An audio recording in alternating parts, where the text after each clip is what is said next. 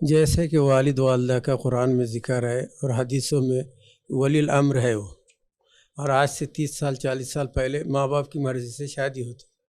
अभी ये मोबाइल का ज़माना आया तो इससे शादियों में प्रॉब्लम आ रहा बच्चों। तो ये लोग माँ बाप की बात नहीं मानते।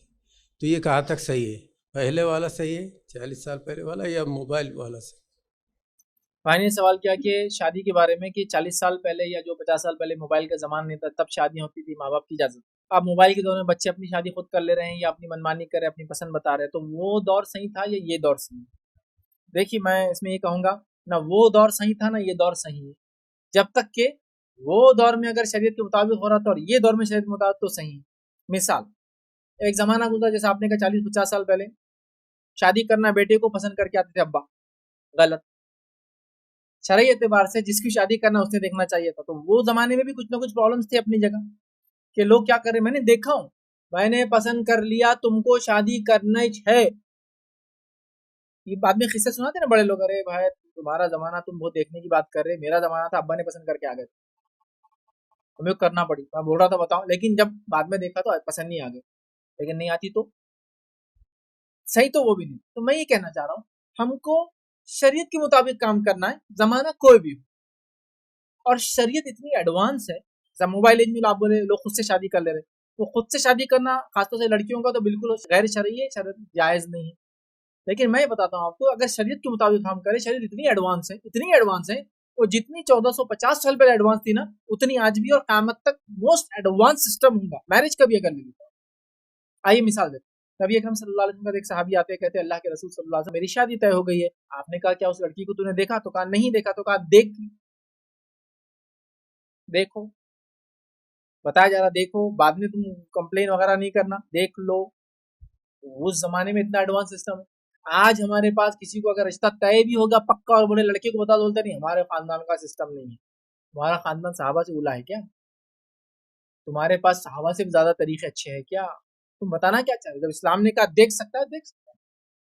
तो तब भी कुछ ना कुछ मसाइल थे अपनी जगह, आज भी कुछ। अब आज क्या हो गया, एडवांस इतने हो गए कि लड़की बोल रही है अब्बा ये देखो ये है और परसों शादी, आ जाओ आप। अब्बा भी परेशान, ये क्या है बेटा, मैंने पाला पोसा तेरे को बड़ा, क्या ये क्या हो गया? नहीं, तुम अगर नहीं वली बनते जिसको बना लेती। वो तो बोल रही मैं चले जाती तो मुश्किल में आते थे, बोल के जा रही है अभी, बोल के कर रही है। तो अब्बा बोलते ठीक है मैंने मान लिया। ये भी गलत है। आप सोचो, अल्लाह रब्बुल इज्जत ने वालिद को वली बनाया लड़की के मामले में, तो वली की रजामंदी भी हो, लड़की की रजामंदी भी हो।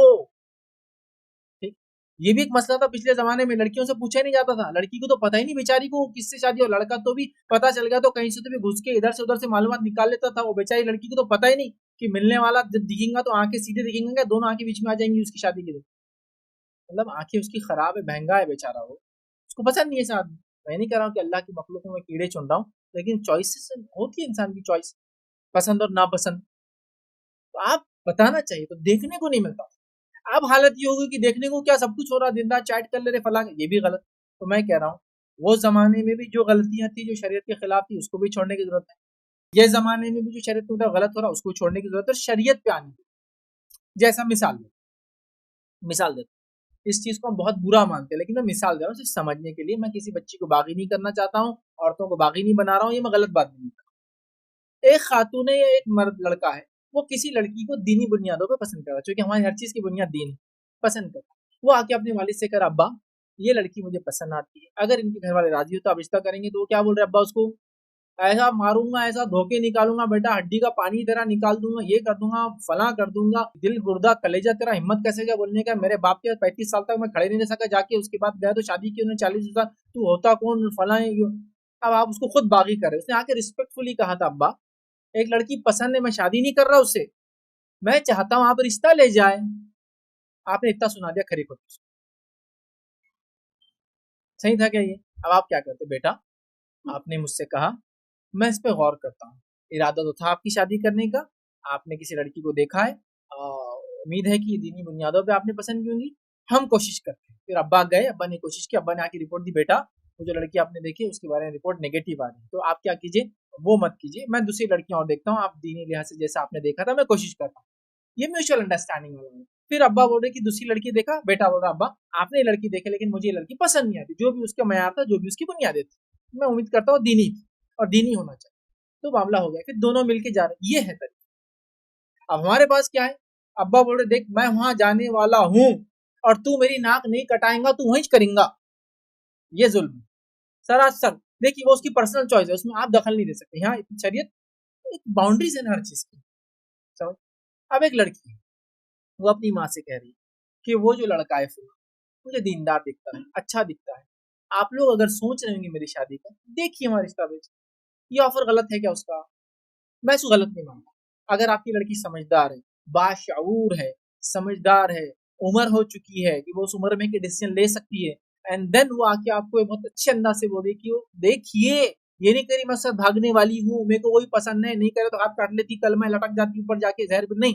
वो कह रही आप देखिए, इफ यू लाइक, आपको पसंद है, अब्बू को पसंद है, तो आप सोच सकते हैं। अगर ये लड़की ने बोल दिया तू पैदा होती क्यों नहीं मर गई रे, तेरे वजह से ये मसला हो रहा, अब जमाना क्या आ गया, मेरे को आके बोल रही कि मेरे को वो लड़का पसंद है, कैसा होऊंगा मेरा, माँ मातम करते बाहर निकल गई, देखो मेरी बच्ची को क्या करिए, देखो शाम जल्दी आओ जी तुम घर पे, मैं मर जाती, नहीं तो वो बेचारा भाग के आ रहा वहां से, क्या हो गया बेगम, इन्हें ऐसा बोल दिया आके फला हो गया। क्या इससे मसला था, इतने ग्रेसफुल इतने अच्छे अंदाज से बेचारी ने आपको बोला, क्या मसला था मुझे बताइए, कुछ था क्या प्रॉब्लम? उसने कोई ये नहीं बोली मेरे रिलेशन है, मैं उससे लिव इन रिलेशनशिप में हूँ, मैं मेरा बॉयफ्रेंड है, अच्छे उसकी पसंद का इजहार किया, और मैं समझता हूँ इसमें कोई मसला नहीं था उसको इजहार करना। और उसके बाद वालिद या वालदा सुनती, अच्छा बेटा आपने ये किया, गुड, बहुत अच्छा किया, उम्मीद करती हूँ आपने कोई गलत डिसीजन या ऐसा कुछ नहीं किया होगा जो शरन गलत है, नहीं नहीं बिल्कुल नहीं, आप इसलिए आपकी पसंद मुझे पसंद है।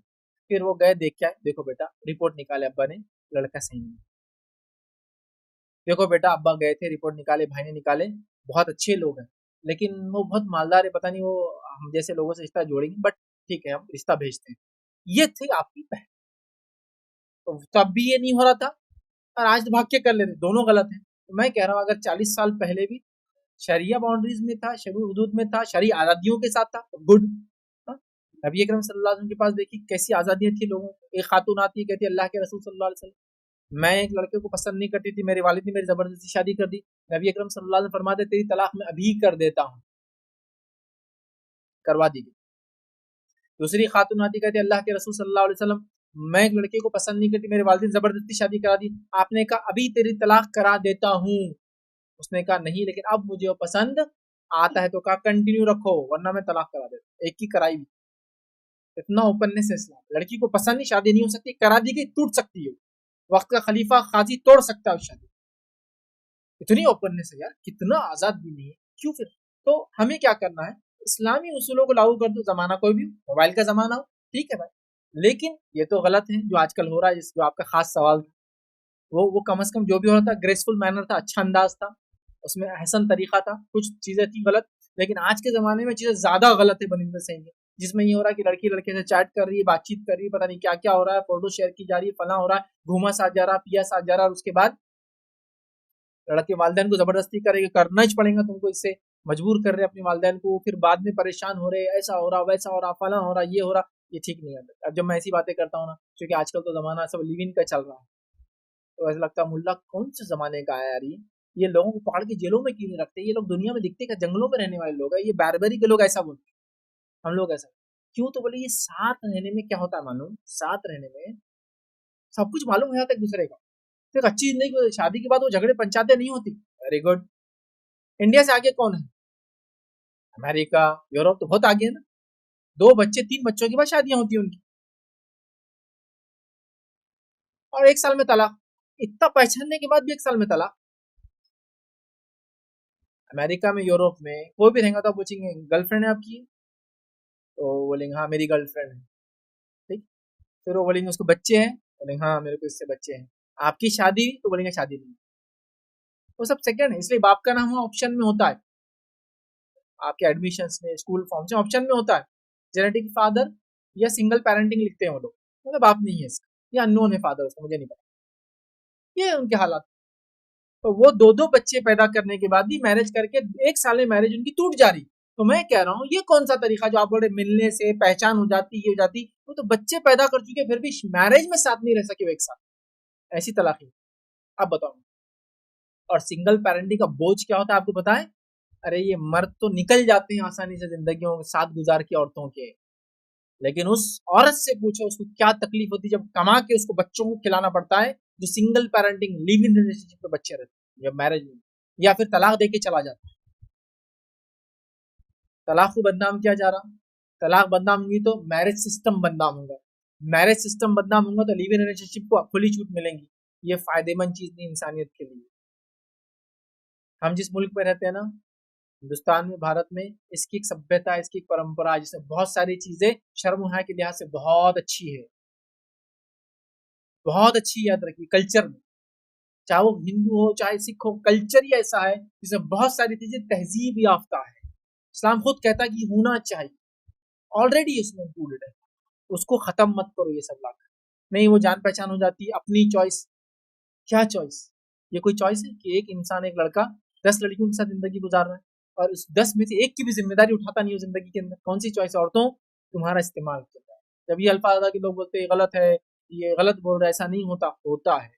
प्रैक्टिकल लाइफ में जाओ, लिव इन रिलेशनशिप में जो लोग रह रहे हैं, क्योंकि उसमें जिम्मेदारी तो है नहीं, जब तक साथ है साथ है, जब हो गया, कॉलेज अलग हो गया, मामला अलग हो गया, फला हो गया, अमला हो गया, बेचारी प्रेग्नेंट हो गई, उसको बच्चा हो गया, उसके घर वालों ने उसको हकाल दिया, फला मसला हो गया, सिंगल पेरेंटिंग जिंदगी गुजार रही है, बच्चे को भी संभालना है, जॉब भी करना है, क्या करेंगी? नए नए तरीके और एवेन्यूज खुल जाते हैं उसके लिए बुराई की। ठीक, तो इस्लामिकली जो कंडीशन से आप देखें, इस दौर में भी अगर वो कंडीशन फुलफिल नहीं हो रहे तो ये भी गलत होंगे, और उस दौर में भी नहीं होते तो होता है। अगर उस दौर में ज्यादा फुल हो रहे, इसमें कम हो रहे, तो देखें और उसको एक अच्छे अंदाज से। और इस्लाम बहुत एडवांस है, तो नौजवान जो मेरी बात को सुन रहे, ये मत समझे इस्लाम दकियानूसी पुराना है, उसमें बहुत एडवांस चीजें, लड़की को देखने का सिस्टम है, डाउरी का सिस्टम है, लेकिन लड़की को देना है, लड़की से जहेज लेना नहीं है। मेहर बोलते हैं उसको, मेल डावर, मतलब मेल ने देना है कुछ लड़की को, ठीक है। उसके बाद उसके अंदर एक जिम्मेदारी का जज्बा है कि वो करना है, उसके बाद फला है। लेकिन फिर लोग बोलते हैं हाँ, तलाक की तलवार के बारे में तो आप कभी नहीं बोलते। तलाक तलवार नहीं है, पहले तो आप ये समझ लें। कोई गलत इस्तेमाल कर रहा तो उसकी गलती है। एक कमरे में एंट्री डोर है तो एग्जिट भी होना चाहिए, समझ गए? आप बोल रहे सिर्फ एंट्री कर लेना और हमेशा के लिए बस खत्म हो गया, हम बोलते हैं एग्जिट भी होना। वो एग्जिट डोर कभी कभार यूज होता है, वो एग्जिट डोर साल में एक बार खोलेगा, वो एग्जिट डोर 50 साल में एक बार खुलेंगे जब आग लगेंगी, लेकिन खुलेगा। फायर एक्सटिंग्विशर आपने घर बनाया, लाके रख दिया, तो क्या आप ये बोलना चाह रहे मैं कभी भी जला दूंगा, कभी भी जला दूंगा, कभी भी जला दूंगा? आप बोलना चाहे जल गया तो बुझा देंगे, जल गया तो बुझा देंगे, जल गया तो बुझा देंगे, तो आप वही करें, तलाक को बदनाम करें। तलाक तो एक सिस्टम है, रखा हुआ है, जब आग लग गई बुझाने के लिए काम आता है। 50 साल आग नहीं लगी, 50 साल पड़ा हुआ सड़ते रहता है, रिफिल करते रहो। तो आप उसको बुरा बोलेंगे? नहीं, काम की चीज है, काम कर। तलाक भी एक तरीका है, अगर ज्वाइन होना तो निकाह बोलते हैं अरबी में, मिलना तो अलग होने, सेपरेशन तो तलाक बोलते हैं। तो मिलने का तरीका बता, निकलने। हाँ, अब कुछ मर्द तलाक का गलत इस्तेमाल कर रहे थे, एग्जिट डोर बता दूंगा, एग्जिट डोर बता दूंगा, एग्जिट डोर बता दूंगा, उसकी गलती है, लेकिन एग्जिट डोर की गलती नहीं है, सिस्टम की गलती नहीं है, समझ रहे? मैनेजमेंट की गलती नहीं कि उसने फायर एक्सटिंग्विशर लगाया, कहीं को लगा हराम का पैसा डाल रहे हैं, इतना महंगा आता है, उसको रिपेयर करो, उसको मेंटेन करो, नहीं, वो एक ही बार काम आएगा, बहुत इंपॉर्टेंट। अच्छा, तलाक सिर्फ मर्द दे सकता है, ये भी गलत फहमी है। इस्लाम में तो भाई टू साइडेड है, औरत भी ले सकती है, उसको बोलते हैं खोला। ये क्यों नहीं आप बोलते खोला? औरत भी छोड़ सकती है, सिर्फ मर्द थोड़ी छोड़ सकता है, औरत औरत भी छोड़ सकती है। ये तो जहेज की लानतों ने शादियों को खत्म कर दिया, इसकी वजह से एक जब मिल जाता है शौहर तो औरत चाहती है जिंदगी भर शादी गुजार, दूसरा कहाँ मिलेगा? 25, 26, 27, 35 साल में तो ये मिला। तो ये लानतों ने खराब किया सिस्टम को। तलाक और निकाह का सिस्टम करप्ट नहीं बल्कि ये करप्शन खत्म करने वाला सिस्टम है, कि कोई आदमी किसी औरत पर मुसल्लत होकर बोले जिंदगी में मेरे साथ गुजार, चढ़ाऊंगा तुझे, वो बोलती मैं अलग होती, तू जालिम है, उसको भी राइट है। तो ये तो अच्छा सिस्टम था ना। माशरे ने जहेज की वजह से, क्योंकि शादी जल्दी नहीं होती, तो वो बोलते अब तलाक क्यों लेना, छोड़ देना, आदमी भी डिमांड में आ गया कभी भी छोड़ दूंगा, तो ये उसका मसला है। तो इस्लाम में वो भी छोड़ सकते सिस्टम है। तो बहरहाल मैरिज को हमको कुरान और सुन्नत के मुताबिक करने की बहरहाल कोशिश करना चाहिए।